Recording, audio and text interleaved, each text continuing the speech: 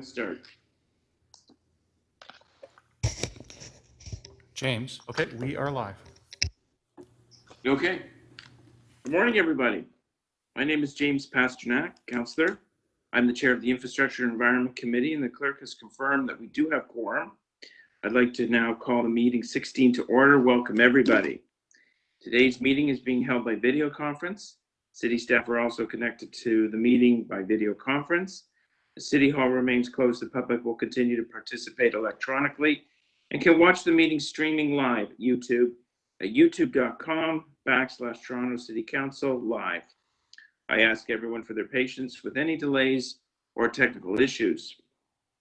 The clerk staff have connected all registered speakers to the meeting by audio. The list of speakers can be viewed online by visiting Infrastructure and Environment Committee's page at toronto.ca/council and clicking the speakers box for today's meeting.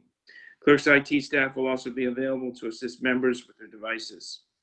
I would like to remind staff to keep their mics muted and their videos turned off unless they need to answer questions or speak to the committee. This will make it easier for me as chair and for those watching on YouTube to observe members as they participate in the debate and vote on items. Members, please keep your mic muted unless you wish to question staff or speak to an item, and ensure your video is turned on. As part of each agenda item, I will ask members to raise their hand or unmute their mic if they wish to question staff or speak. I will then create a speakers list and call on members when it is their turn to speak. When voting on an item or motion, I ask the members ensure that they turn their video on and raise their hand to indicate their vote. Members, I want to remind you that you must submit your motions by email to the staff at iec@toronto.ca, and they will certainly assist you with the motions.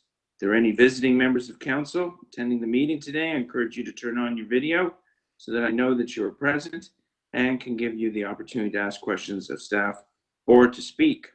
This will assist the clerk staff to record attendance for the meeting.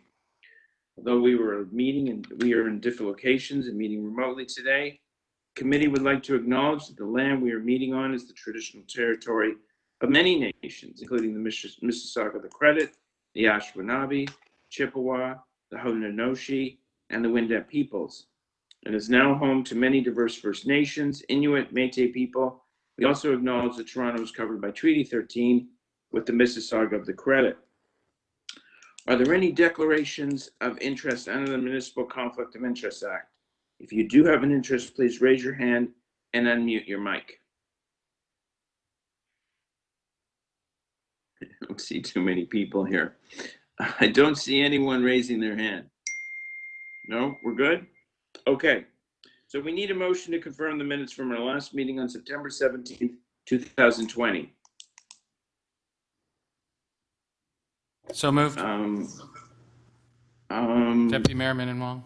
Deputy Mayor Minnan-Wong, all those in favor? Opposed? That is carried. So let's go through the agenda. First item is freight and goods movement strategy. So we do have some speakers on this item, so I will hold it. Item 2, IE 16.2, front yard parking regulations and electric vehicle charging on residential streets. I've got some questions to that item. Okay, Councillor Layton is going to hold that item. And I believe we have a visiting councillor who would like to speak on it as well. Next item is 16.3, non-competitive contract for a new waste scale solution with Paradigm Software LLC. Move it. Is that Deputy Mayor? It is. Okay, item 16.3, non-competitive contract for new waste scale solution with Paradigm Software LLC, moved by Deputy Mayor Minnan-Wong. All those in favor? Opposed? That is carried. Item 4, amendment to purchase order number for contract administrative services at RC Harris Water Treatment Plant. I'll move that. Deputy Mayor Minnan-Wong. Deputy Mayor Minnan-Wong moving item 16.4. All those in favor? Opposed? That is carried. Item 5, award of contract to MEM Excavation Company Limited for construction of sewer upgrades for basement flooding protection program study area 22. I think this may be the deputy mayor's ward. It is. I'd like to hold it. Um, Hold it. I've just got a You want to couple. hold it? I just have a couple of questions Okay. because it's in How's- such an important area of the city. Yes, no, it is the center. It is the center of the universe. Give yourself some more credit. Thank you, Mr. Chair. Okay, so we'll go back to. Mr. Chair, I just have a point of order. I can only stay till 10:30 this morning, and I just have a couple of questions on 16.5. I was wondering if I might ask them before. It's nothing controversial, Sure, if that's all right with the committee. sure. With the will of the committee, we can bury the agenda. Would you like to move that to the top?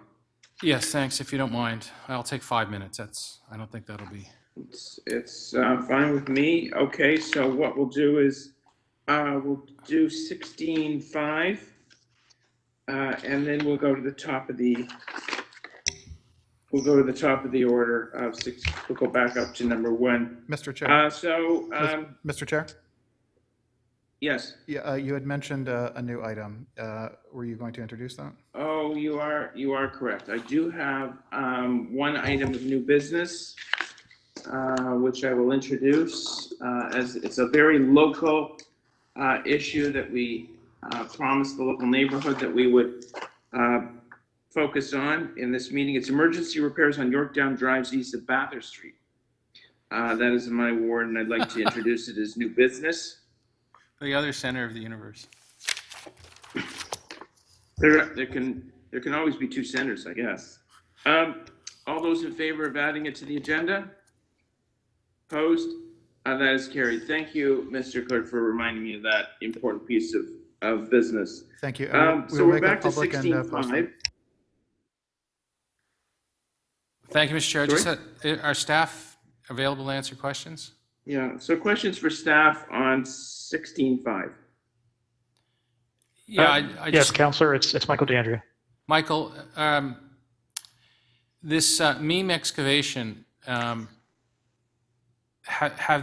are they in terms of performance? Have they ever had any complaints in terms of the work they do on the street? Because sometimes we have contractors that are, let's say, less fastidious and careful than other contractors.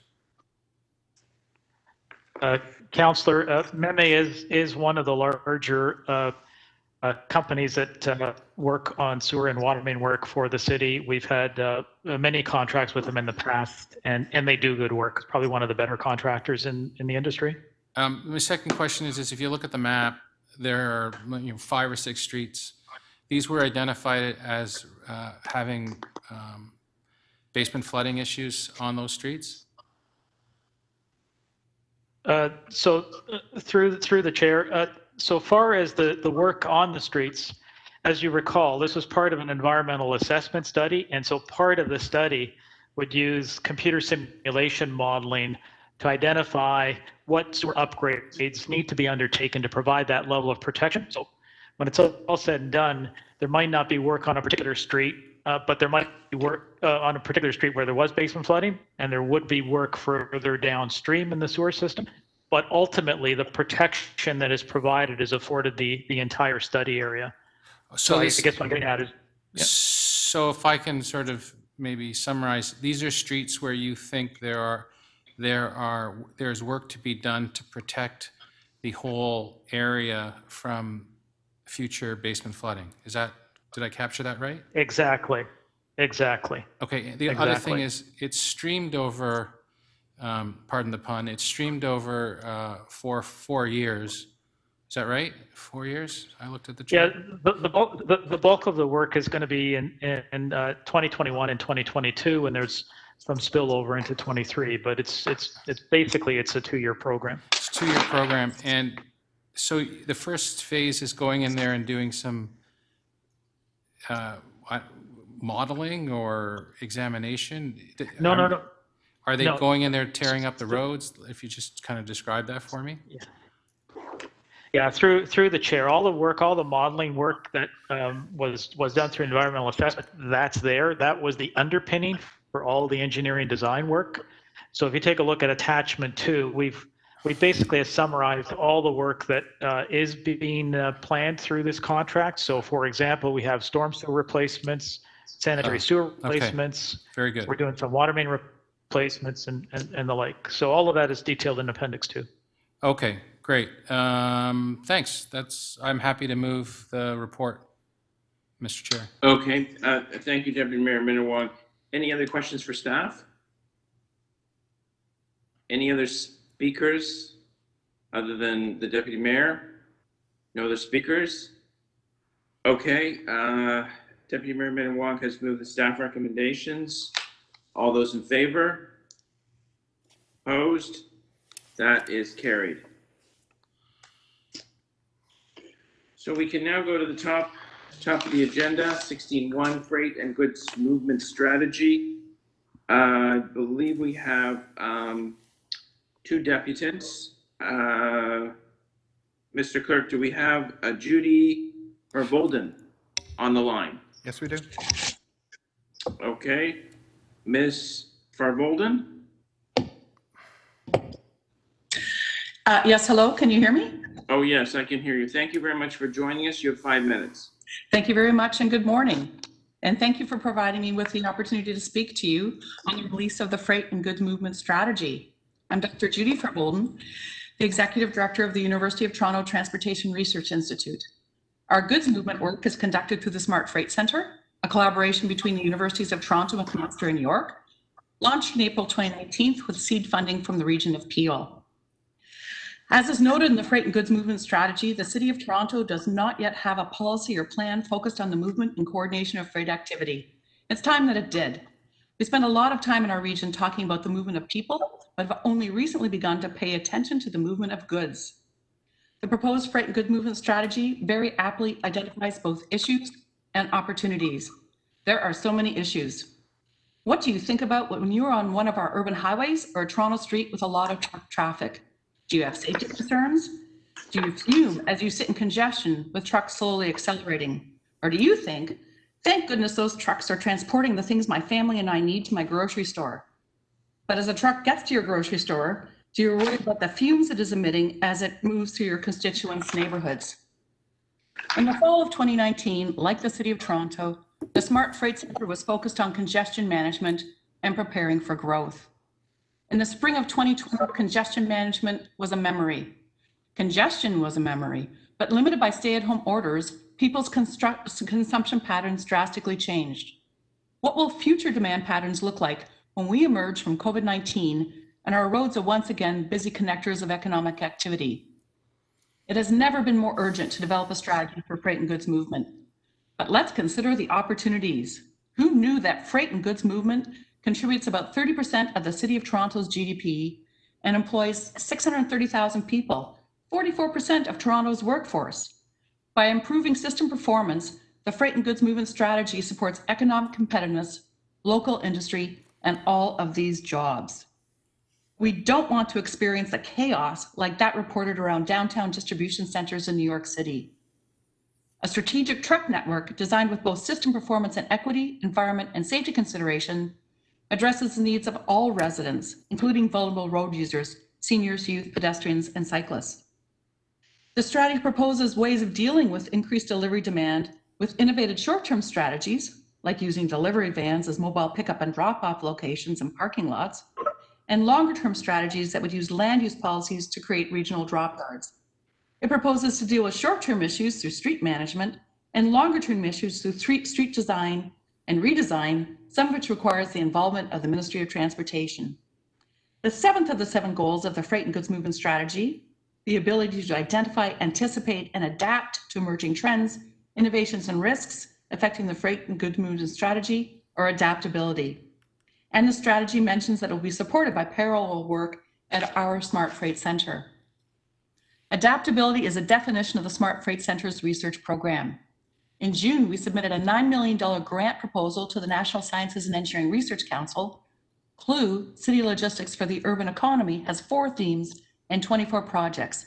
Of particular interest to the City of Toronto are projects to understand and mitigate the impacts of e-commerce on neighborhoods, for a curbside loading zone pilot, for safer interactions between trucks and vulnerable road users, for the off-peak delivery extended pilot, which builds on our previous pilot with partners recruited by the Retail Council of Canada.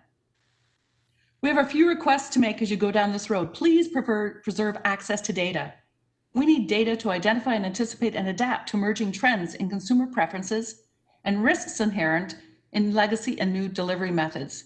The Smart Freight Centre aspires to support our government partners with evidence in support of decision-making. Where is evidence-based decision-making without data?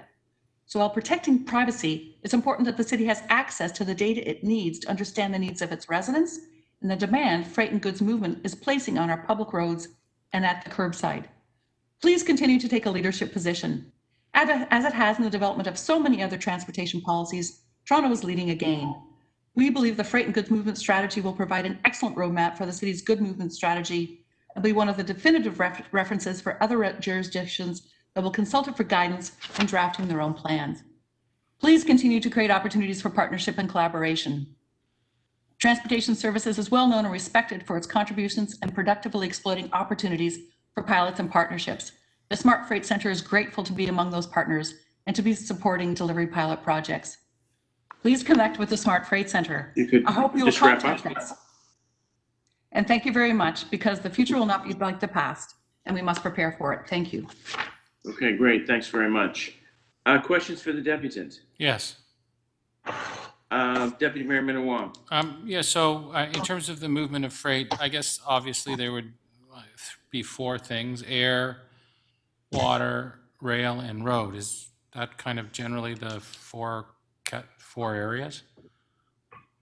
Those are the big ones. Okay. My second question with regard to roads, would you say the 401 is important to the freight, an effective freight strategy? Oh, yes. If you've been on the 401, you've been on the 401 with all the trucks that travel across from east to west across and through Toronto.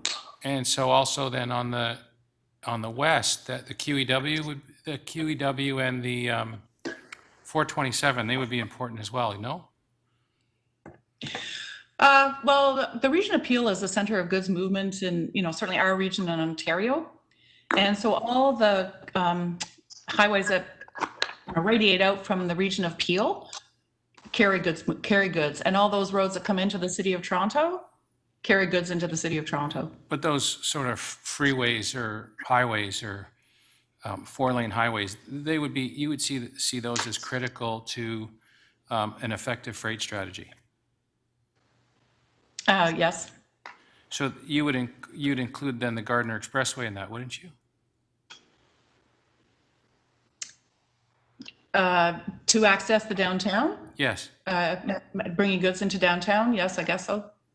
Yeah. Well, I guess, but if you wanted to bring goods into downtown, the most effective way would be along the Gardiner Expressway. So that would be a pretty important corridor for a freight strategy, wouldn't it? Yes, it is, I suppose. Yes. I mean, I haven't looked at the numbers, but I know that when the city was looking at what to do with the Gardiner Expressway, there was a study done on freight movement along the Gardiner. Okay. And it's a corridor used by freight movements, yes. And it's pretty important, yeah? Yes. Okay. Thank you. Thank you, Deputy Mayor. Any other questions for the deputant? No? I just have a couple. Thank you for sharing your views.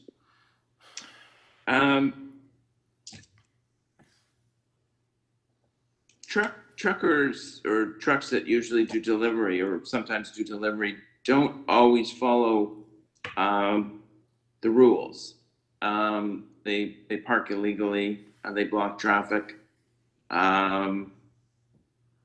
Sometimes there's a driver etiquette issue. Is your organization working on some of these things to sort of improve the road etiquette or work with the trucking industry to deal with those issues? Yes, the issue of illegal truck parking, mostly in the urban core, has been something studied Smart Freight Center for several years now, and together with the City of Toronto. A lot of the illegal parking comes about because there are no legal places for these vehicles to park. And they would argue that, you know, businesses and people have demand for the products that they're delivering, and they're important to keep the economy running. So they park and go and run out to deliver their, you know, the goods demanded, and then they run back to their vehicles. So the way that we've been looking at addressing this is to identify those places where provision can be made for legal parking by some kinds of programs that could be reservation based. You know, for instance, the City of Toronto now, no, that was another, sorry. So, I mean, there's so much competing demand for that curbside, vehicles that want to move through it and trucks that want to park on it. So we have to look at that curbside as really a scarce resource that we allocate to the highest best use for drivers trying to get through, other uses we've seen on the street, like curb to, and the parking of vehicles that are delivering goods to people who increasingly want them delivered to their homes. So it's just a very scarce resource that we have to understand the demands on it, and we have to manage it carefully. Now, I know there's a few references in here to overnight delivery, and that would certainly, although there's a noise issue, particularly when the trucks are backing up, but it's also easier access to the recipient of the goods, the store or warehouse or whatever, and the trucking industry would probably be able to get through their deliveries much more quickly. Do you have any thoughts on making it easier to do overnight delivery? I know there's some noise bylaw issues as referenced on page 6.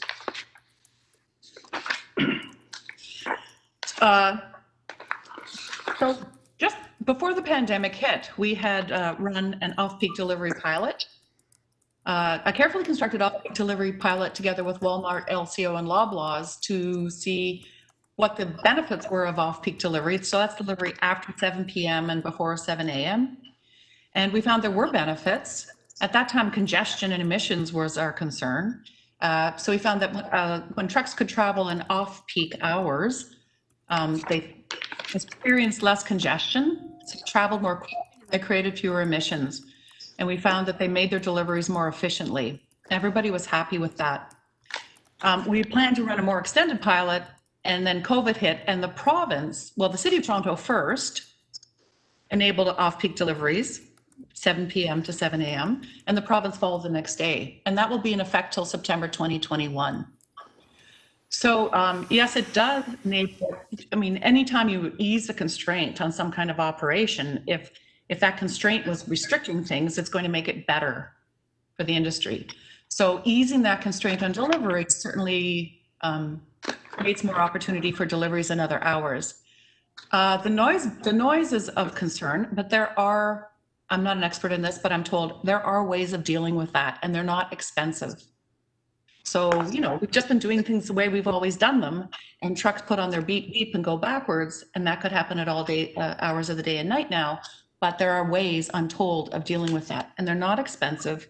And the industry, in exchange for being granted the opportunity to improve its operations, could agree to also install devices that would reduce the noise. Okay. All right. Thank you very much.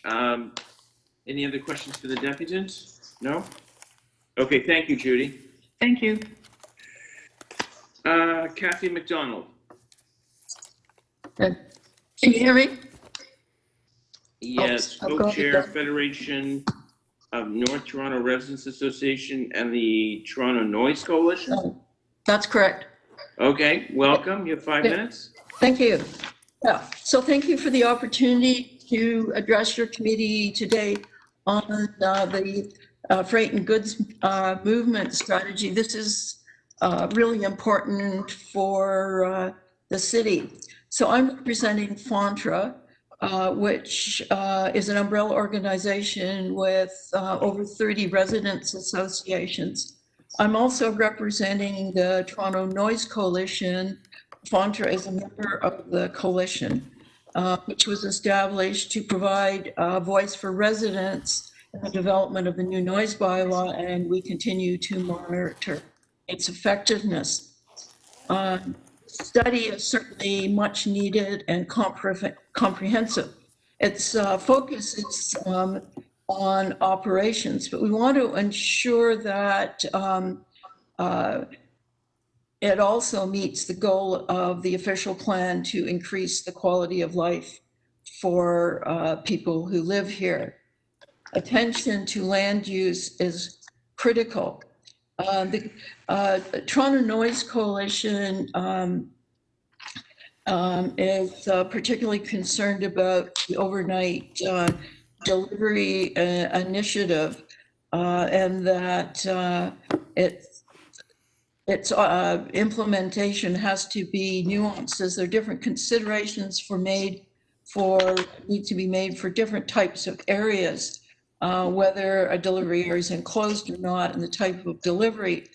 For example, like no restrictions, industrial areas, or where loading bays are enclosed.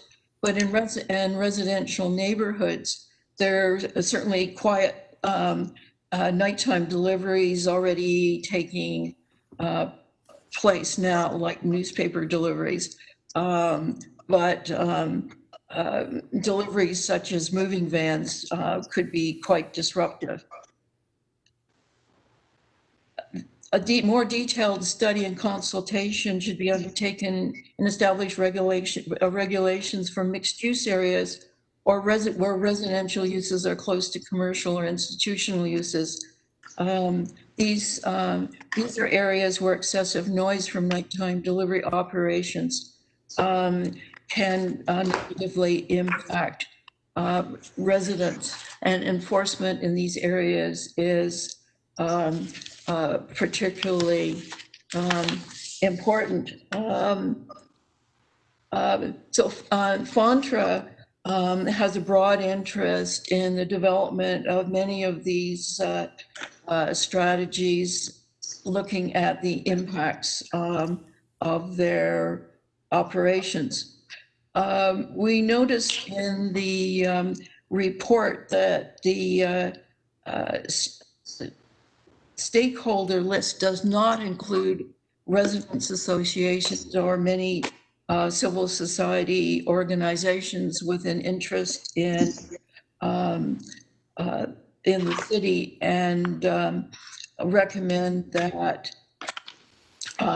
residents associations such as FONTRA and other organizations be included in an expanded list of stakeholders, as we need to be involved as these all these many studies and programs evolve. Thank you. Great, thank you very much. Any questions for the deputants? I don't see anyone with their hand up. Great, Kathy, thank you very much. Okay. Thank you. Questions for staff? Councillor McKelvey?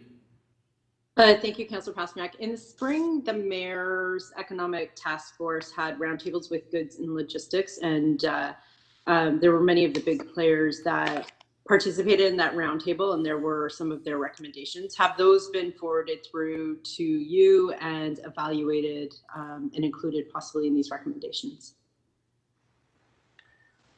Through the chair, I'm going to ask Naz Capano, who's been the project manager for this, and manage the pretty extensive stakeholder consultation, to discuss. I believe he's on.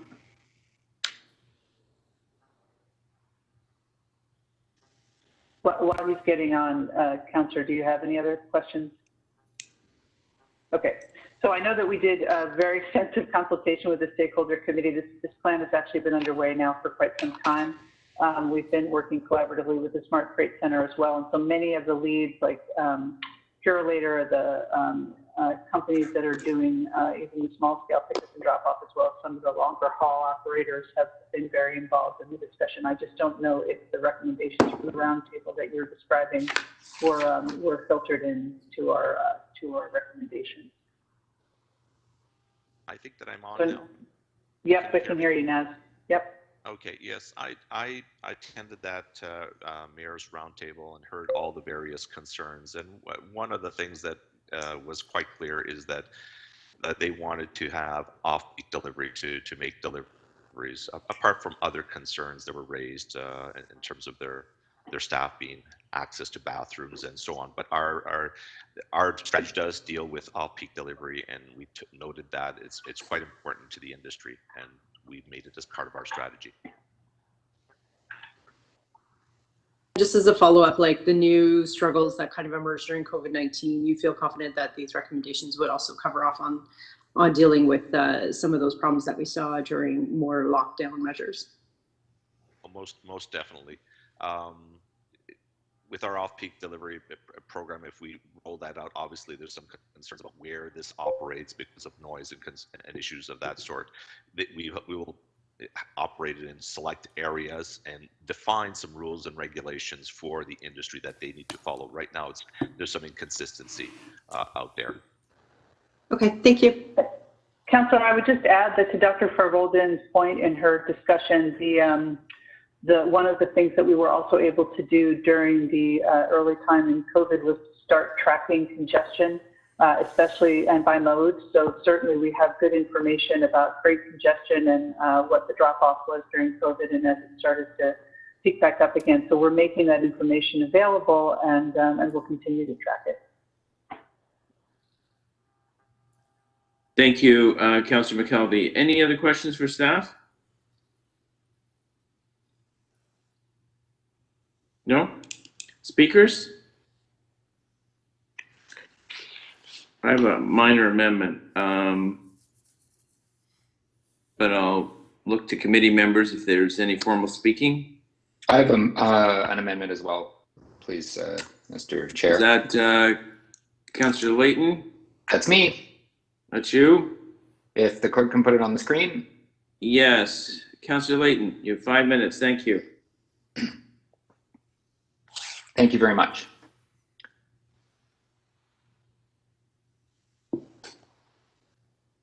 This is to add a sentence and request for ETO to explore business arrangements for use of appropriate city lands or leased lands for use as urban consolidation centers. Listen, this is an incredibly important file as our city moves forward. I'm very pleased to see it in front of us, and thanks staff for their hard work on this.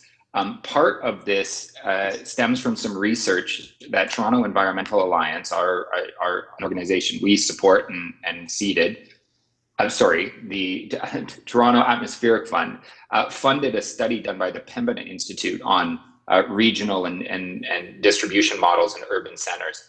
It's incredibly interesting work how they do this to try to limit the number of large vehicles stopping in urban centers to keep the flow of traffic moving and keep it safer for, I think, everyone involved. Part of that involves these consolidated drop-off points for either active transportation or other smaller vehicles to shuttle the packages or freight across the more dense urban regions, therefore limiting the need for more vehicles in the downtown core and in urban centers across the city. We do give express direction to the Toronto Parking Authority in the report, but we don't to create TO. And I just wanted to make it clear that we are open to use of some of our centers for this type of use. I'll give you one example. In another municipality, and it escapes my mind right now, another North American municipality, they actually repurposed an old bus station as a potential regional distribution hub. Well, guess what the city owns has already surplus a block and a half away from City Hall? A bus depot, actually 2 of them. There are other uses that we should be putting in them, but I don't think we should rule out some other city lands that may be in the process of being redeveloped or surplused or reimagined I don't think that we should give up on or not take advantage of those sites in particular. There are underground garages that may be good candidates for this, and there are a lot of other locations that may be good candidates for this. I'm not trying to highlight one in particular, but I think it's important to give our endorsement that Create TO should be one of those stakeholders that is allowed to look at this and help us implement it. I suspect it would have happened anyhow, but I'm hopeful that this gives clear direction to them that it should be considered. As another aside, there are other issues at play here. There's public safety with side guards, a request that the city's made years ago that we're now seeing rolled out across shipping companies. There are notions of truck bans in certain areas where we know large trucks are a problem. You shouldn't need to use an 18-wheeler to deliver donuts to a downtown Tim Hortons. I'm sorry, enough with that. Maybe easier and cheaper for some of these organizations some of these multinationals to do that. But every time I see a Pizza Nova truck taking up either 5 parking spots, a lane of traffic, or a bike lane, it drives me crazy. And I think it does for most Torontonians. There is no need for that type of distribution. But at the same time, warehouse space in the downtown core, yeah, probably not financially feasible. So if there's a way of us helping facilitate better movement of goods that helps address some environmental issues, as well as perhaps some congestion issues, which are closely linked to environmental, I think that we should do our best to try to help achieve that. On one final note, I'd like to just kudos to those companies that are stepping up and either moving to smaller vehicles. The first time I saw a Cisco truck, a Cisco logistics truck that was much, much smaller than those large 18-wheelers, I was very pleased to see it. We didn't legislate that. They did it on their own volition, as well as to FedEx for their cargo bike pilot. Like, this was something, they weren't allowed to do it in the city of Toronto. We had to make some changes and help facilitate that, and we did. And that's good for us. And we should continue to do that and show leadership on those ends and try to make it better and easier for us to move towards different models for distribution of goods and services. Thank you. Thank you. Thank you, Councillor Layton. Some very good points. Anyone else to speak? I have a minor technical motion, just tinkering with the wording to make sure cargo bikes are properly within the regs. Speaker, if you want to go last, Mr. Chair, if you want to go last. I didn't see, Councillor Bruce, is that you? It is. Yes, no, I'd be happy to have you speak. I didn't see your hand up. Go ahead, you have 5 minutes. Yeah, just very briefly, this is something obviously that we need to do, but I just want to paint a different kind of picture in the in some of the suburban areas. So we have these sort of meandering employment districts that continue to exist in the suburbs. The employment districts were initially badly connected to our to our highways, to some degree to our rail lines, but they're also becoming, as Councillor Layton correctly pointed out, they're becoming sort of the initial distribution centers for a lot of the goods that come into the city. So goods need to be warehoused. And then they're distributed sort of in a lower tier form to other parts of the city. For example, you and I, Mr. Chair, have, for example, the I don't know what you want to call them. I call them the tank farms, but the oil depots at the corner of Keele and Finch, for example. That's a major distribution center for for a lot of the sort of the petroleum products that are then distributed, throughout the city of Toronto and in the Greater Toronto area. So they're piped in from Windsor and other places, and the fuels, and then so big heavy trucks now go to 18 and 32 64 wheelers. I don't know how many wheels on some of those really, really big trucks. But then these guys go in there and pick up that stuff and distribute it out. So there's also a subsect of this freights and goods movement a study or strategy. There's one that's being conducted in that area, and one of the things that I think we really need to, if we're going to continue to make employment districts, continue to make them viable, and also as distribution centers for the city and for the region, because that's where a lot of the warehouses are. We need to find a way to better connect those employment districts directly to the highways, so that you don't have these big, 18-wheelers having to sort of, find their way through a city maze of streets and residential areas to get to the employment districts and out of the employment districts, because that's currently what we are suffering now. We're suffering that on streets like Finch and Weston and Jane and Keele and Dufferin and Steeles and Shepherd and so on. So when you and that's not to mention some of the other areas in northern Etobicoke, Rexdale, and so on. The same kind of thing is happening there as well. So we need to find a way to sort of open up new roads in the employment districts. Either crossings over the rail line or under those rail lines, because they become like great big physical barriers to the districts, and that's what prohibits those movements, the movements of trucks to be able to move in those areas freely. So while the strategy may want to look at, how do you restrict, how do you prohibit, how do you get trucks at nighttime, how do you enforce in the daytime, how do you move them off certain roads, et cetera, et cetera. But that's not going to answer, to some degree, the fundamental question, and that is, how do you continue to promote these jobs, make these employment districts, continue to make these employment districts really viable, not just as centers where you produce widgets, but also centers where you house and distribute widgets to the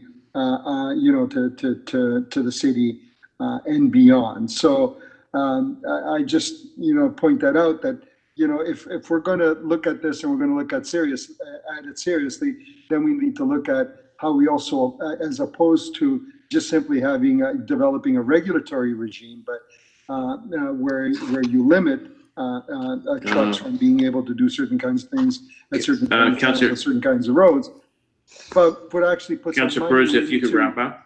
Yeah, absolutely. Just finishing up, Mr. Chair. But putting some money into actually making these districts work and getting those trucks to the highways quickly without proliferating residential areas. Thank you, Councillor Peruzza. Anyone else to speak on the matter before I move my motion? No, I don't see anyone else. Okay, I would simply thank staff as well for this initial report. I think Councillor Layton made some very good points when it came to truck tonnage and size, and why these massive trucks are delivering, a donut. And certainly that's something we have to work on with the industry about, and certainly using smaller vehicles for appropriate cartage is good for business as well.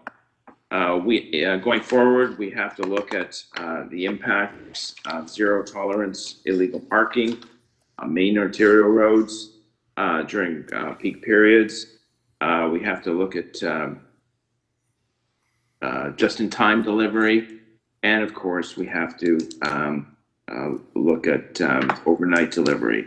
So these are just some technical changes that were suggested to me to make sure our cargo bikes are included in this process going forward. Just some tinkering with the wording.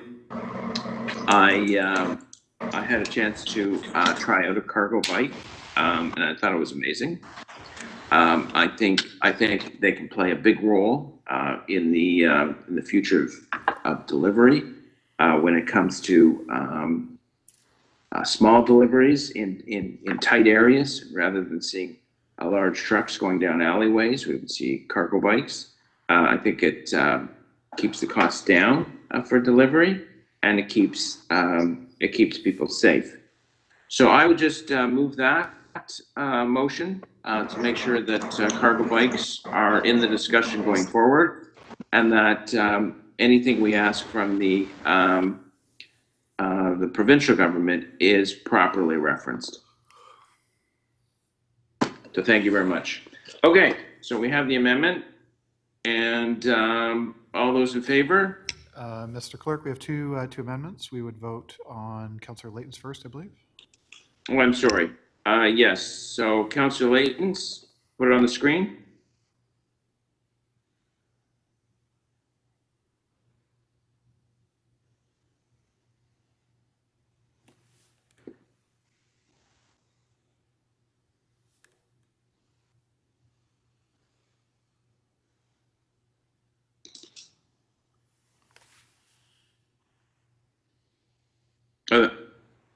There we go. There's Councillor Layton's motion on the amendment on the screen.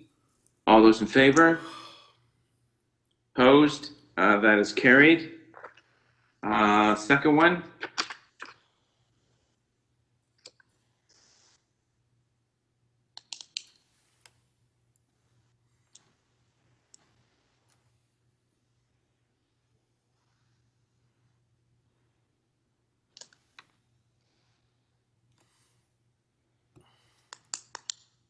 On the screen.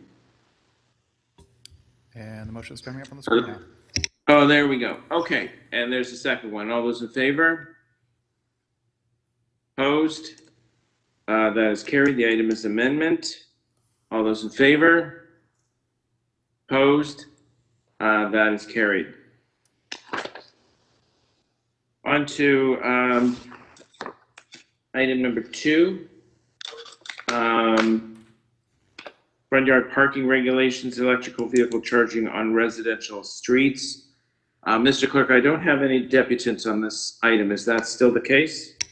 Yes, Mr. Chair, that is correct. Okay. Questions for staff?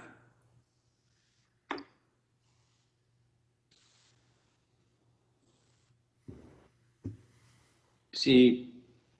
Oh. Yeah, I'll just see if Brad chimes in because. Well, I know do we have a visiting counselor? Do we have Counselor Bradford? Are you there? Yes, I'm here. So would now be the appropriate time to ask questions on that? Yeah. So I mean, I don't differentiate between visiting and sitting members. Whoever hand goes up first, I ask. But Counselor Bradford, you're a special guest today, so you get to go first. Great. Well, thanks, and thanks to the committee for indulging me today on this item. So questions to staff, looking to talk about Transform TO, our electric vehicle goals, some of our GHG emission reductions. And so I'll start, what percentage of GHGs in the city come from people driving combustion engines?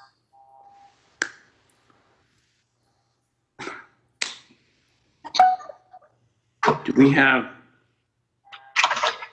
These questions are probably going to be transportation services related and probably energy and environment related. So Transform TO, transportation services. Okay. Do we have staff available to handle some of our Transform TO questions? Through you, Mr. Chair, yes, you do. Linda Swanston is on. Okay. Yes, through the chair, internal combustion engines and vehicles are responsible for 38% of greenhouse gas emissions in Toronto as of 2017. Okay. And what is our goal in Transform TO as it relates to combustion engine vehicles coming off the road here in the city?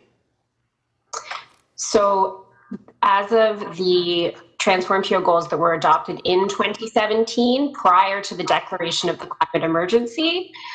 So we're revising our analysis based on that climate emergency declaration, but as of 2017, the goal is to have 100% low emission vehicles by 2050. And have we actually also updated that to have non-carbon emitting vehicles by 2050, 100%? Not just low emission, but non-carbon? So right. Through the process, which could be electric, could be a bicycle, could be a number of different things, but that's where we're headed. When was the current EV charging infrastructure pilot started, and how many stations do we have operating today?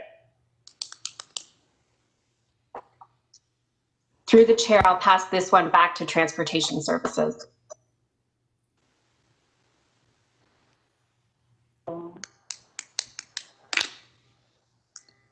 Thanks, Councillor. I believe the number is 11, but Naz Stepano is probably still on the line, and he's, again, the project manager for that, so perhaps he can get you exactly the information you're looking for. Yes, we have 13 charging stations out in the field. Out in the field, and how many are actually operational? Because I know it's been a long haul actually getting those operational. They are actually all operational as of October 1st. We were looking to do a launch on last Friday, but we will work with you, Councillor, yes, on that launch shortly. That's right, at Stevenson Park there. And I'm really excited about it, but I've seen that this, and when did that program, so we've got 13, they are 13 in the city of Toronto, operational as of 5 days ago. And when did the program start? The actual development of the pilot, it started a number of years back, and there were some starts and stops along the way, but most recently, what built the residential pilot that was of interest to both to the city and Toronto Hydro. Yeah, I have in my notes 2012, and I'm just sort of making the point here that it's been a while and we haven't, we're not probably quite where we need to be on this, given our overarching goals of 2050 and implementing EV. What is our current plan to put electric vehicle infrastructure, charging infrastructure in areas where people don't currently have a private garage or dedicated parking spaces, driveways? Well, as part of this pilot is to learn a little bit more on the operations of such vehicles.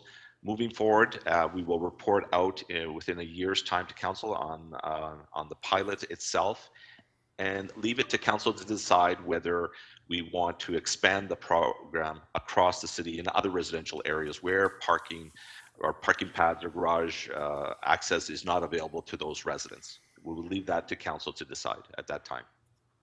Right, and so there are some parts of the city where there's different parking pad considerations, requirements, permissions as it relates to Chapter 918 of bylaw. And in fact, there's actually some wards that have different permissions as a result of going from 44 down to 25. So you could have a different set of permissions and requirements within one same ward, for example. That's probably not to you, that's probably to Transportation Services, but would that be, is that a correct understanding? Through the chair, that's absolutely correct. There's lots of different parking regulations, rules that have been handed down, not only just from the changes to the City Council in this last couple of years, but also from amalgamation as well as different land use patterns and right-of-way patterns that limit, prohibit, or further encourage on-street parking. And I just want to jump back on the EV. As far as I can tell and what I see in the documents and the reports and the work that's been done, it sounds like there's a lot more work to be done. We're still extremely early in rolling this out, and we don't necessarily have a good concrete understanding on how we would address the issues, which you've identified in the report. Says the number one issue is the fact that, limiting EV uptake. There are neighborhoods where you wouldn't actually have the ability to charge an EV with our current regulations and infrastructure as it exists today. That's what we're hoping to achieve through this particular pilot. There were a number of immediate actions in the EV strategy for expanding EV infrastructure, conduct consultations with homeowners, building owners, property managers, develop policies to support the installation of charging infrastructure, explore barriers and challenges with making private charging infrastructure available, and identify high priority public charging areas. Do you have a sense or an update on where you are on those four key immediate actions that we've been looking to take? Or is it still underway? I'll leave that to my colleague in Environment and Energy Office. Thank you. Through the chair, it is all still underway. Like many initiatives, 2020 has not been the year we had anticipated, but we are certainly continuing conversations, particularly around looking at policies and regulations and partnerships to explore charging infrastructure. And the outcomes of the current pilot will be a critical piece of information to inform what the best approach for charging infrastructure rollout looks like. Very good. I see I'm over time. Thank you for indulging me. I guess we do more questions, Mr. Chair, and then go back to comments, or how would you like to do it? Yeah, so I saw Councillor Layton is next for questions for staff. Thank you. Thank you, Councillor Bradford. Councillor Layton? I don't have any questions of staff. You do not? Okay. Any other committee members, questions for staff?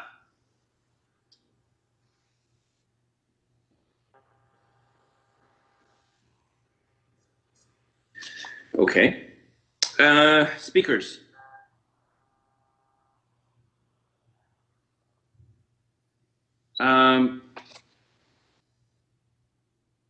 Councillor Outside Bradford? speakers first or inside speakers? Whoever hand I see first, I'm scrolling for people. Okay.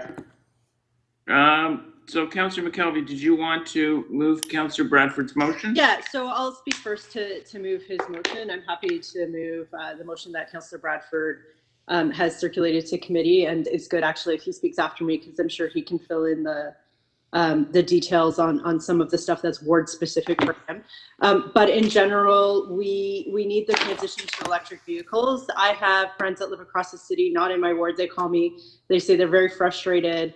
They want to get an electric vehicle. They want to put a parking pad on their on their property, and they can't. And they'd like to do the right thing. And as realistic as they take public transit as much as possible, they still need vehicles for other aspects of their life besides just going to work.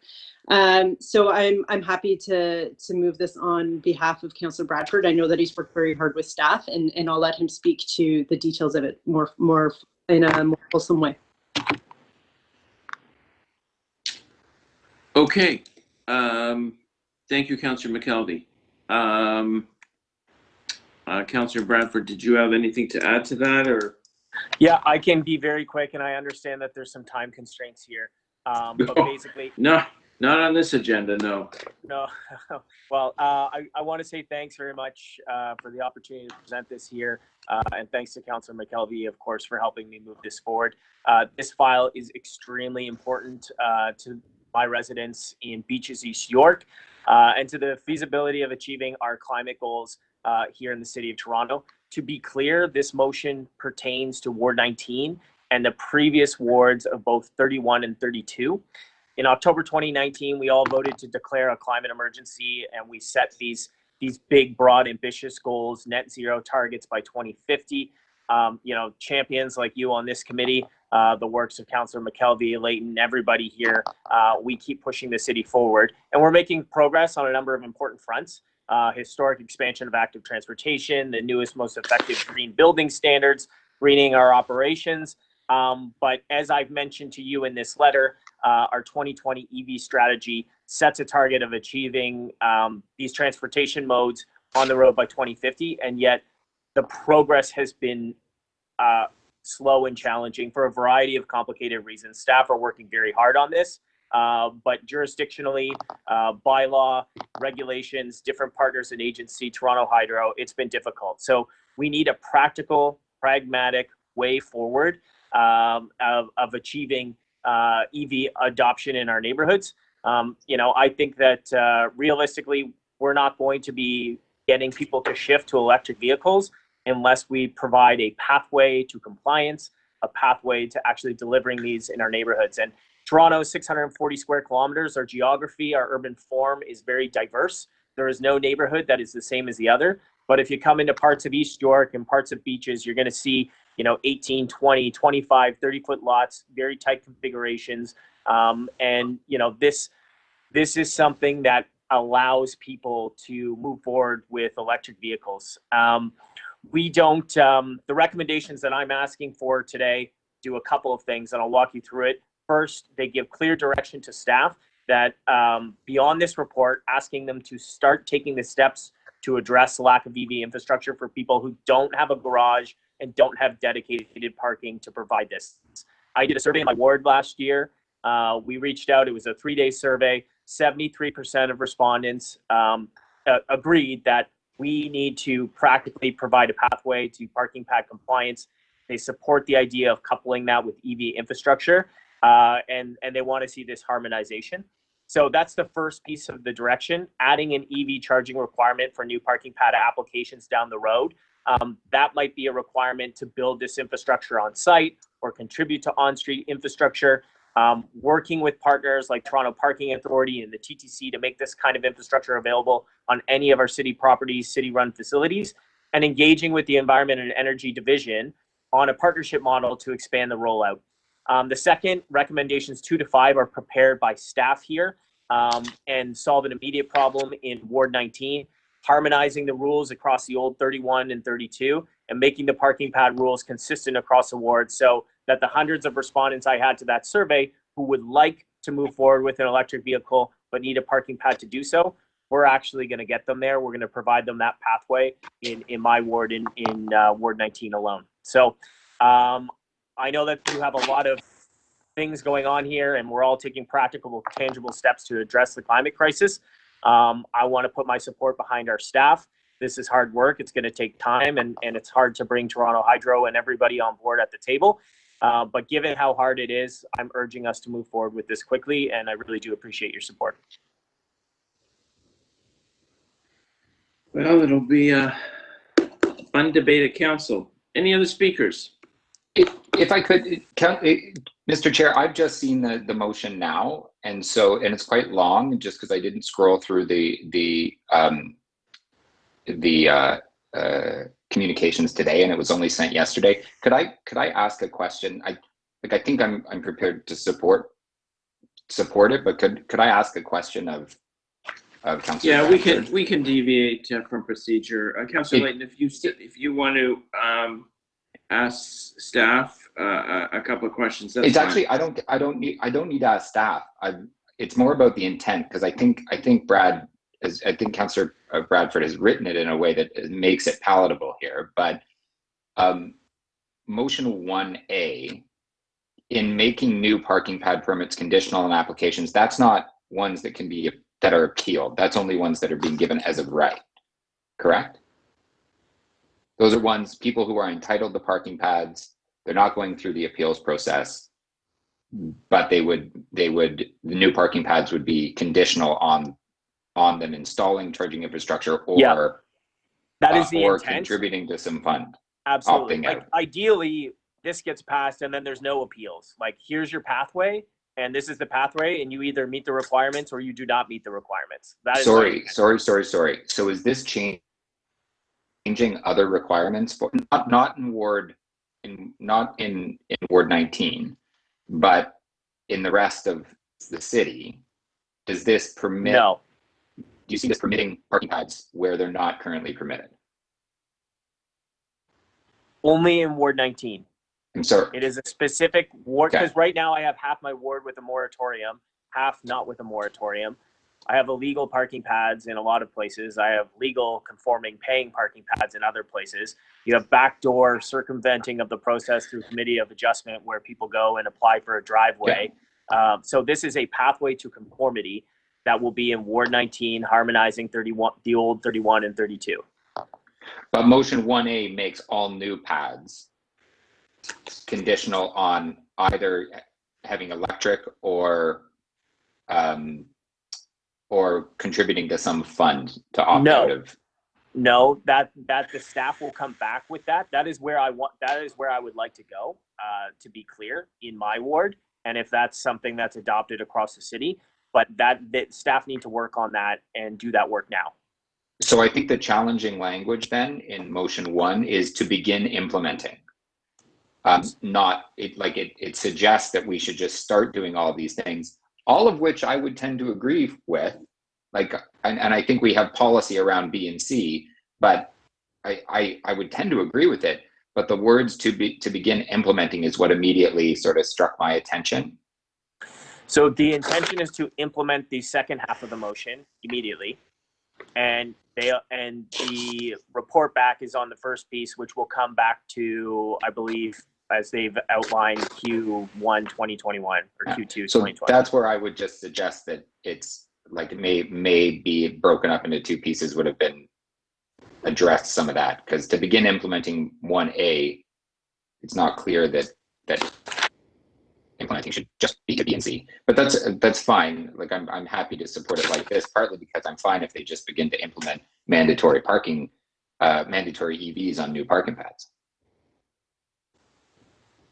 Yeah, the intention is that they should implement whatever they can, but I know that they can't do that piece yet. They can make the changes to 918 in the bylaw as it relates to Ward 31 and 32. They can do that immediately. Staff wrote all of that.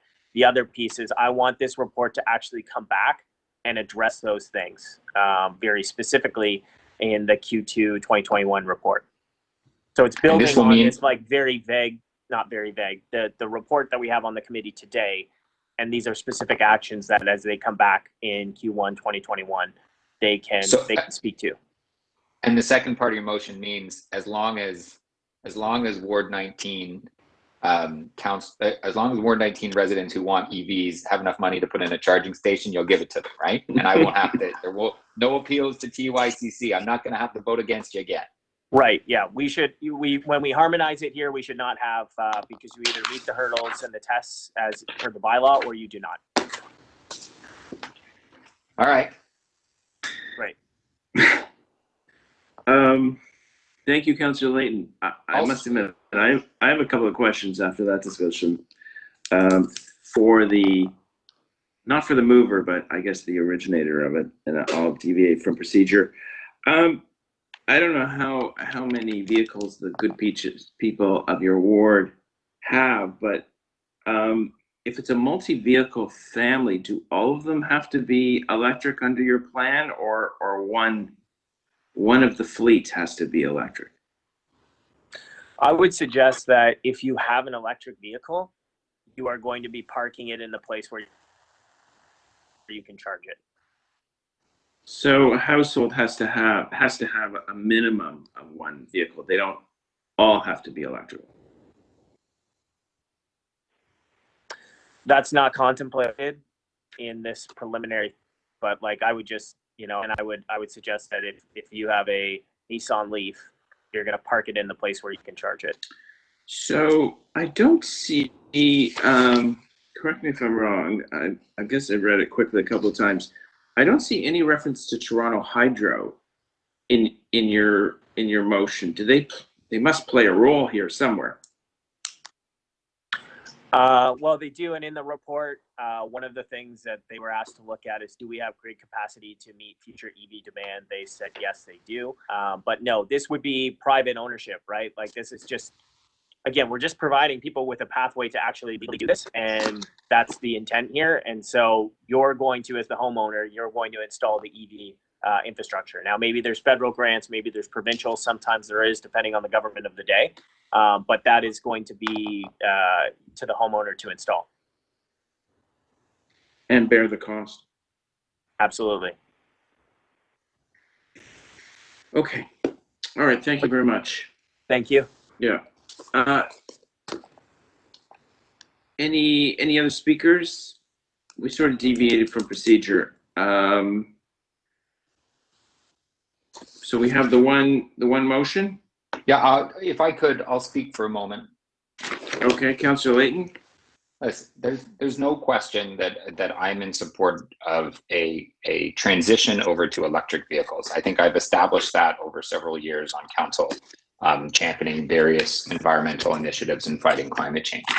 Where there are problems here is the trade-off between environmental challenges, as well as the significant, I think, social and safety-related concerns that are brought in.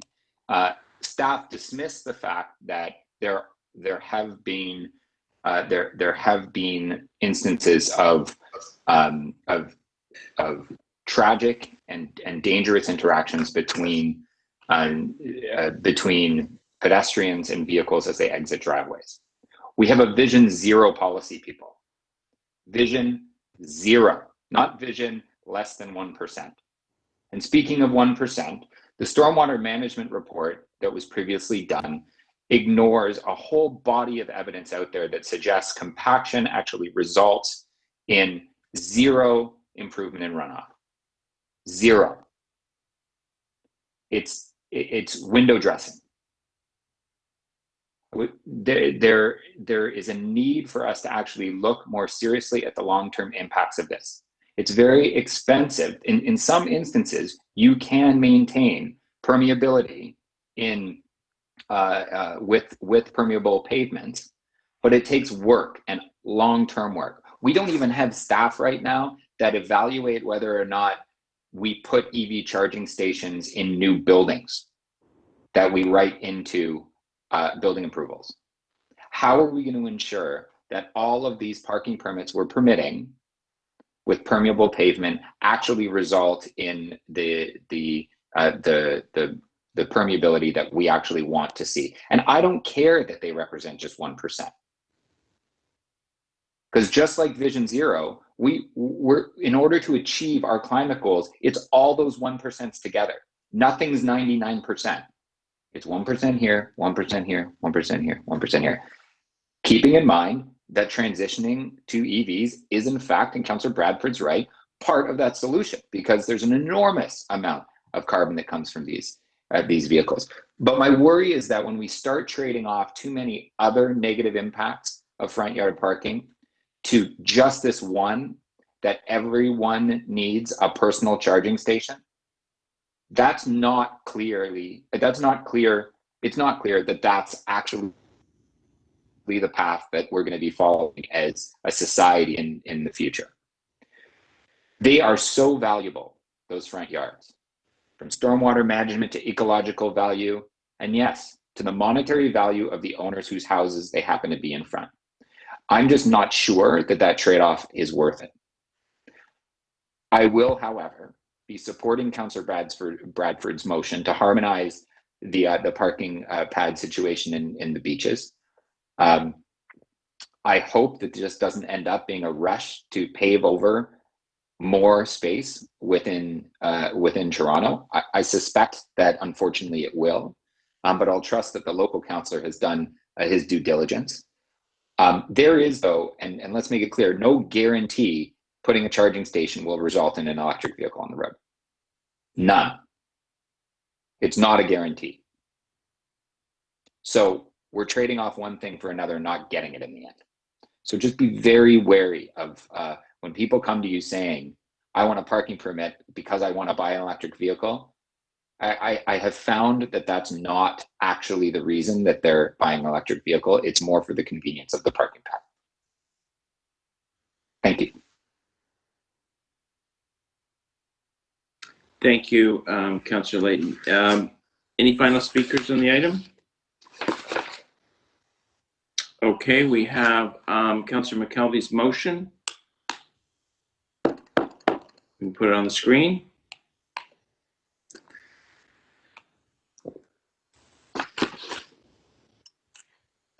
There we go. All those in favor? Opposed? That is carried. The item is amended. All those in favor?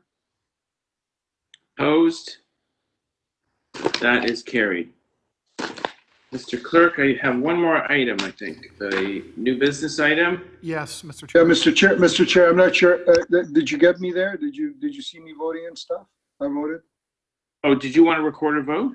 No. I just wanted to make sure that, yeah, no, so you didn't record. That's fine. We didn't record it. No, I supported it. No worries. So were you against or? No, Mr. Chair, I was in favor. I was good. Okay, Just wanted to let you know that I was there. Okay, no, thank you very much. I must admit you were off screen when we took the vote.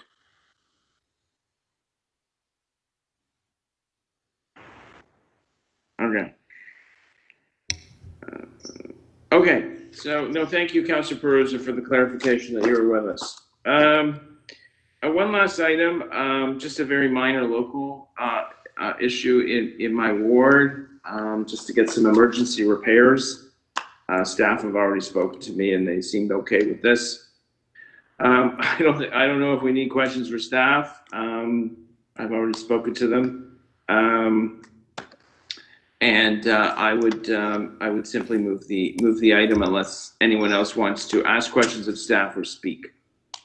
I haven't seen the item yet. I'm sorry. I was having some issues with getting on to the internet here. Could we just have the motion? Certainly, we can, Mr. Chair and the committee members, we can display the motion in WebEx. The motion is also available on online on the meeting. It is item IE 16.6. It's also marked as new. Mr. Chair, we can put up the recommendation now. Just want to draw your attention to the corrected recommendation to have City Council direct the General Manager.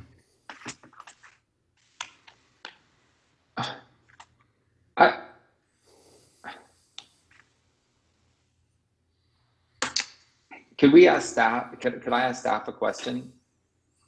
Then on this, sure. If staff could, what are the implications of us starting to assess and conducting emergency work in this section, on this section of road? What does that do to road surfacing elsewhere in the city?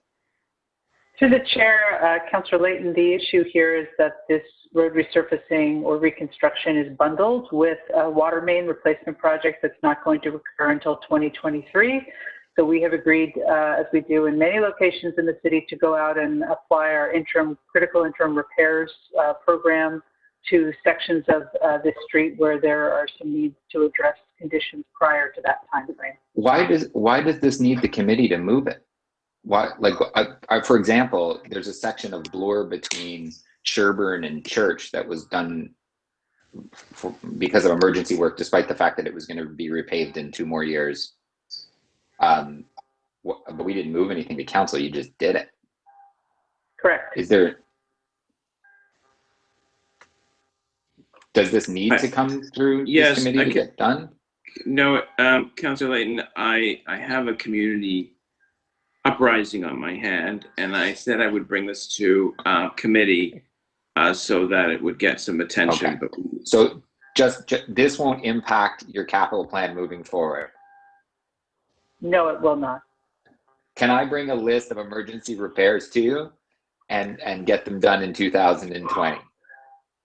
I would appreciate if you have areas in your ward that need attention that you will let us know. Don't think you need to bring it to committee unless that's your will. Okay, thank you very much. Thank you, Councillor Layton. Any other questions for staff? I won't do this very often. This was a unique situation.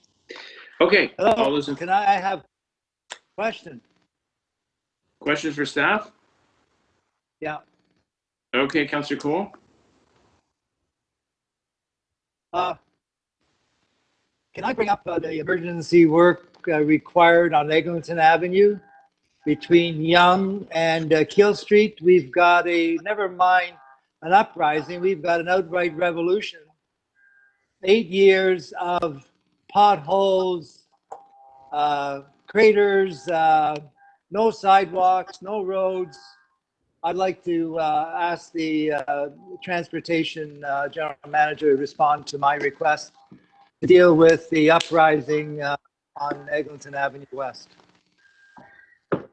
Through the chair, so certainly on Eglinton, I believe we're bringing back a report. I think it's in the next cycle. I'm not sure if I have any staff on who can who can respond to this in terms of the timing, but I believe we're bringing back a report at your request, Councillor Cole, in terms of managing the rehab of Eglinton and who would be responsible for doing that. So again, if there are issues that need to be addressed presently, please bring them to the attention of staff, and we will be responsive in trying to get them sorted out. But there will be a report talking specifically about pavement condition on Eglinton and who's going to be responsible. I believe it's called "You Broke It, You Fixed It," something like that.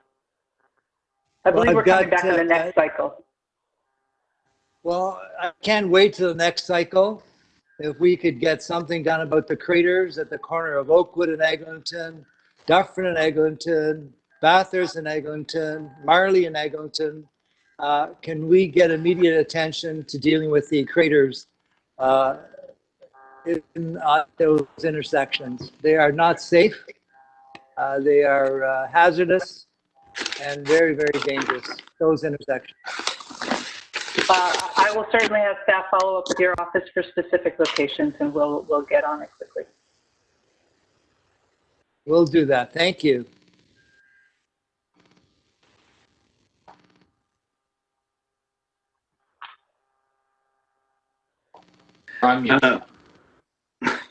Okay. We can have the clerk put the motion on the screen.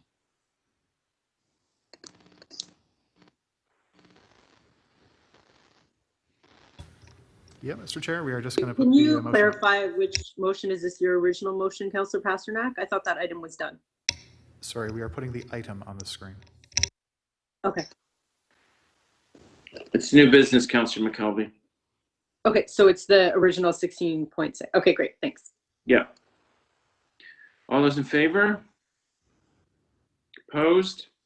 That is carried. Mr. Clerk, I think that concludes our business for the day. That is correct, Mr. Chair. Mr. Chair, on all a the point of business. order, on a point of order, perhaps we could add an amendment to that last item that would say that when notification goes out for that work that's going to be done, that IEC officially thank Councillor Pasternak for his leadership on repaving that section of road. You know, Councillor Lane, if you can move that at council, that'd be greatly appreciated.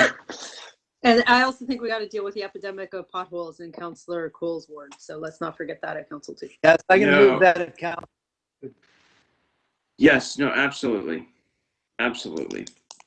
All right, everybody. I think that concludes our Thank you. business for Scarborough's always thinking of the middle of Toronto. Out at Pontiac. Okay, bye. Anyway, thank you very much, everybody. Thank you, That Mr. concludes our Chair. business for And today. Mr. Chair, I'm happy to move adjournment. Enjoy.